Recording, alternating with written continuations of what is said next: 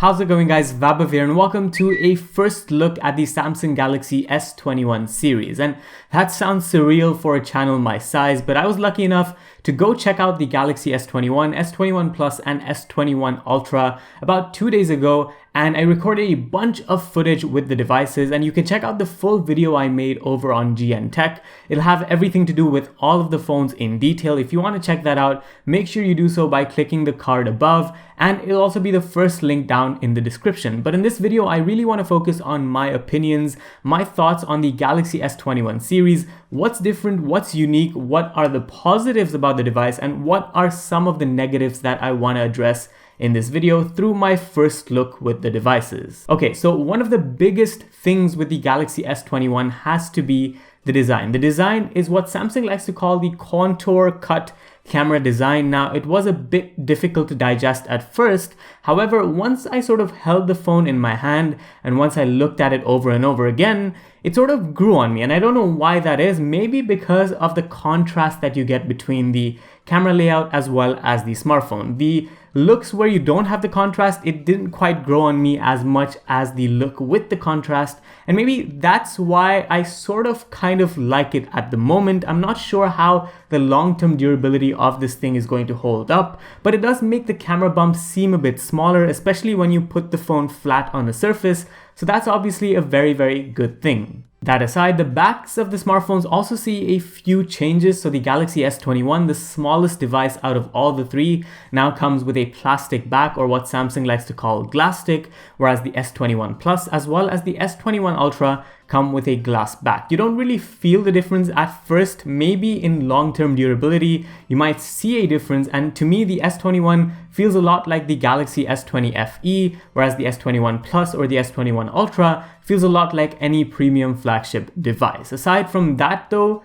I don't really see much to complain about with the overall design. You do get things like IP68 certification, you get wireless charging, pretty much all you need for a flagship smartphone, and you also get a back that doesn't smudge as much, which is a really, really important thing for me considering I never use cases with my smartphones. Now, enough about the back, let's talk about the front of the devices where the majority of the specification bumps and the specification increases are to be seen. On the Galaxy S21, you get a 6.2-inch display, whereas on the S21 Plus, there's a 6.7-inch display. Both of these are full HD plus resolution panels. You get, of course, the O-dot design with the 10-megapixel selfie camera in there as well, and they're fairly flat panels, which is a really, really good thing, especially for those people who like flat panels. Although with the Galaxy S20 Ultra, you see a bump up in resolution to Quad HD Plus, and you also get a slightly curved 6.8-inch Dynamic AMOLED 2X panel. Now, with the Dynamic AMOLED 2X moniker, what that basically means is that the refresh rate that you see on screen is going to dynamically adjust to what you're watching. So on the Galaxy S21 and the S21 Plus, you get a refresh rate that varies between 48 and 120 Hz, whereas on the Galaxy S20 Ultra, it varies between 10 Hz and 120 Hz. So I don't really know how much of a difference that's going to make in the real world, but definitely using Quad HD Plus and 120 Hz on the Galaxy S21 Ultra is something I am looking forward to, and that's something new that wasn't found on pretty much any other Galaxy device from last year. Another thing that I want to add here is that the Galaxy S21 Ultra exclusively sees the use of the S Pen. Now, the S Pen isn't supported on the Galaxy S21 and the S21 Plus, only on the Ultra, and you can do all of the things you do with the Galaxy Note series, but the S Pen is much bigger, so you'll need a separate case to sort of dock it or to store it, or you could put it in your pocket, of course, and the S Pen doesn't connect to Bluetooth, so you can't do things like take a picture from far away with the phone being somewhere else. That sort of stuff is still restricted to the Note series, but you do definitely get all of the features of the Galaxy Note series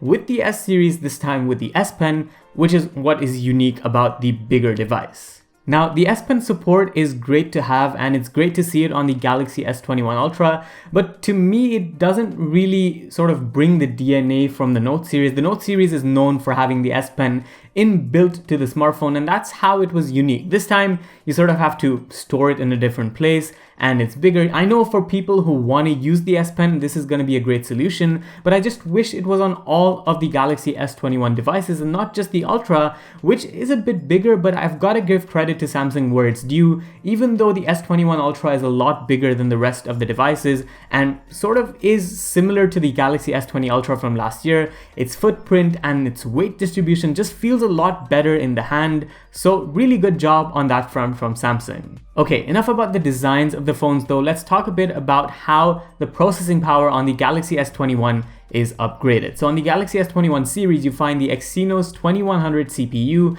which is of course a major bump up according to Samsung from the Exynos 990 octa-core processor we saw last year. This is a 5nm processor, and I'm really excited to test it out in full depth. I'm even going to try and have a gaming test on this channel, so if you want to look out for that, make sure you subscribe, just like the one I did a couple of months ago with the Samsung Galaxy Z Fold 2, which you can check out on screen at the moment. But yes, the Exynos 2100 has a lot to live up to. On the Galaxy S21 and S21 Plus, you get 8GB of RAM, as well as either 128 or 256GB of storage, without micro SD card support. The micro SD card support this year is reserved for the Galaxy S21 Ultra. I don't know how I feel about that. I wish all of the devices had micro SD, but here you get either 12 or 16GB of RAM on the Ultra, as well as 128, 256 or 512GB of storage, which can be expanded via microSD. The overall software experience is similar to any Samsung device we've seen in the past couple of years.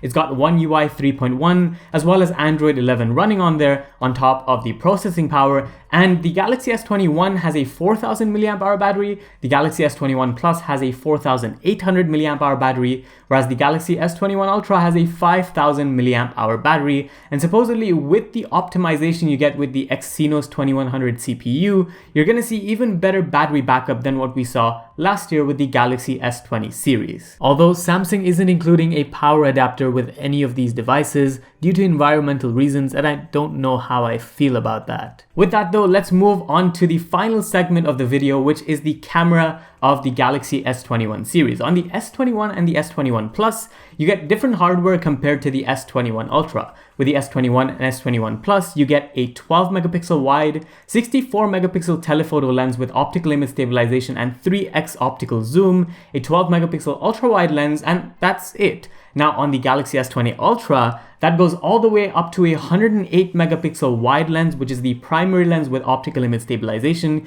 You also get two 10 megapixel telephoto lenses, which all come with optical image stabilization of different focal lengths, as well as a 12 megapixel ultra wide angle lens and a laser autofocus unit. I think the last part is very satisfying to hear, because the Galaxy S20 Ultra had a lot of trouble focusing on subjects, and I think the dedicated unit like we saw on the Galaxy Note 20 Ultra is really nice to have, and it's gonna pretty much fix all of the problems we saw with the Galaxy S20 Ultra, fingers crossed. Now, most of the camera details and how the cameras perform isn't something I can discuss in this video because I haven't had much time with the devices, but I can tell you that the dual telephoto implementation on the Galaxy S21 Ultra is really interesting, because you not only get 3x optical zoom, but a separate lens for 10x optical zoom, and it sort of takes the zoom and quality of pictures to another level, a more consistent level in my opinion. Otherwise, all of the camera software on the Galaxy S21 series is pretty much identical.